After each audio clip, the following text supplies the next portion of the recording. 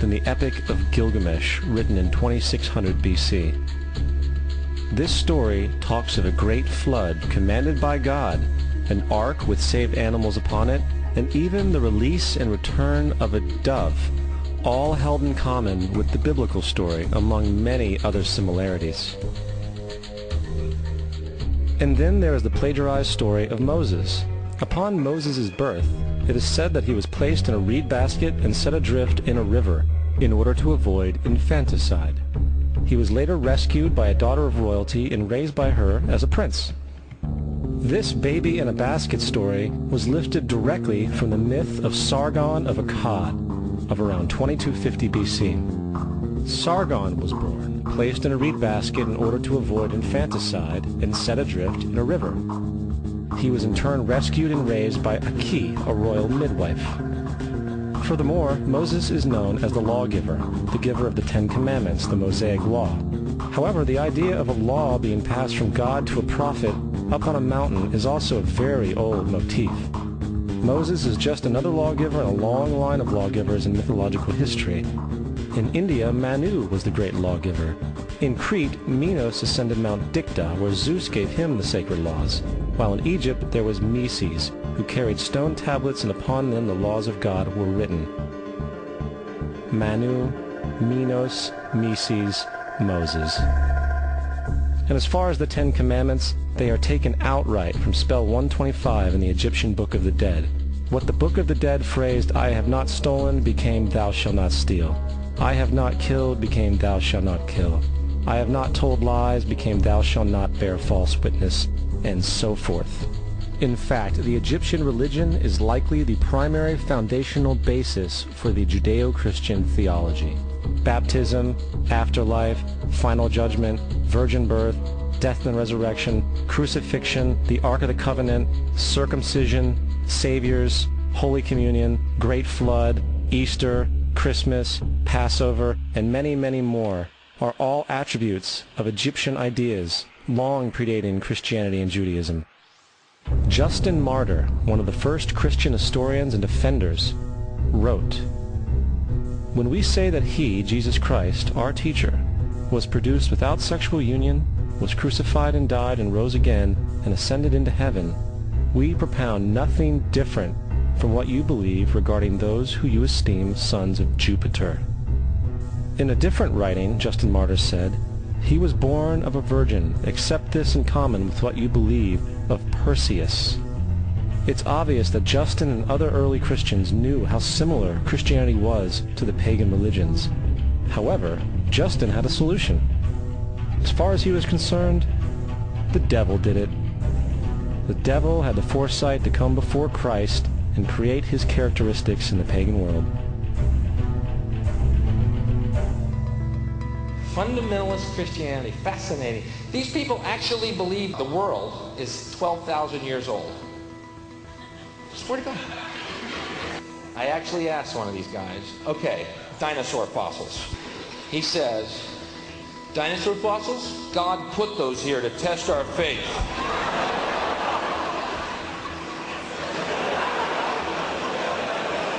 I think God put you here to test my faith, dude.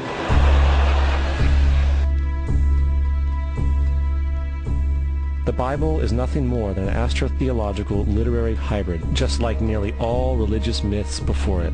In fact, the aspect of transference of one character's attributes to a new character can be found within the book itself. In the Old Testament, there is the story of Joseph. Joseph was a prototype for Jesus. Joseph was born of a miracle birth. Jesus was born of a miracle birth. Joseph was of 12 brothers. Jesus had 12 disciples. Joseph was sold for 20 pieces of silver. Jesus was sold for 30 pieces of silver. Brother Judah suggests the sale of Joseph. Disciple Judas suggests the sale of Jesus. Joseph began his work at the age of 30. Jesus began his work at the age of 30. The parallels go on and on. Furthermore, is there any non-biblical historical evidence of any person living with the name Jesus, the son of Mary, who traveled about with 12 followers, healing people and the like? There are numerous historians who lived in and around the Mediterranean, either during or soon after the assumed life of Jesus. How many of these historians document this figure? Not one. However, to be fair, that doesn't mean defenders of the historical Jesus haven't claimed the contrary. 4 historians are typically referenced to justify Jesus' existence. Pliny the Younger, Suetonius, and Tacitus are the first 3. Each one of their entries consists of only a few sentences at best, and only referred to Christus or the Christ, which in fact is not a name but a title. It means the Anointed One. The 4th source is Josephus, and this source has been proven to be a forgery for hundreds of years. Sadly, it is still cited as truth.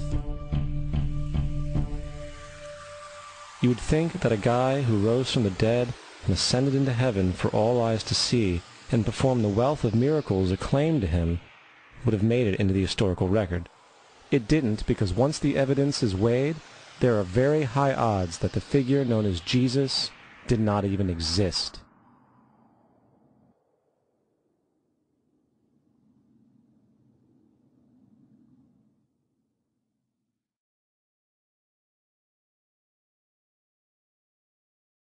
We don't want to be unkind, but we want to be factual.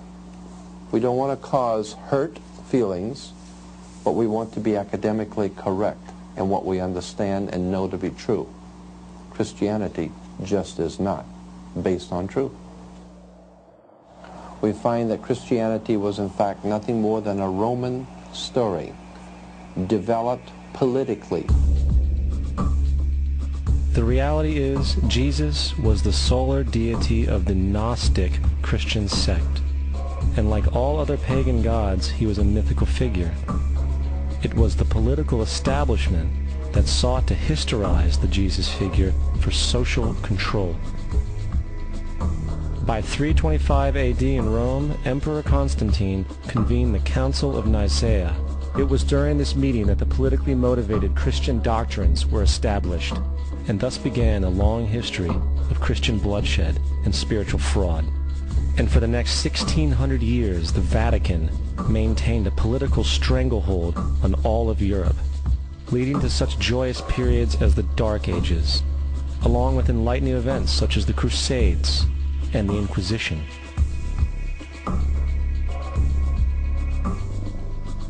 Christianity, along with all other theistic belief systems, is the fraud of the age. It serves to detach the species from the natural world, and likewise each other. It supports blind submission to authority. It reduces human responsibility to the effect that God controls everything, and in turn awful crimes can be justified in the name of a divine pursuit. And most importantly, it empowers those who know the truth, but use the myth to manipulate and control societies. The religious myth is the most powerful device ever created and serves as the psychological soil upon which other myths can flourish.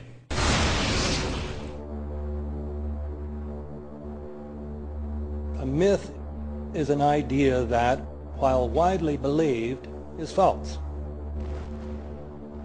In a deeper sense, in the religious sense, a myth serves as an orienting and mobilizing story for a people. The focus is not on the story's relation to reality, but on its function. A story cannot function unless it is believed to be true in the community or the nation.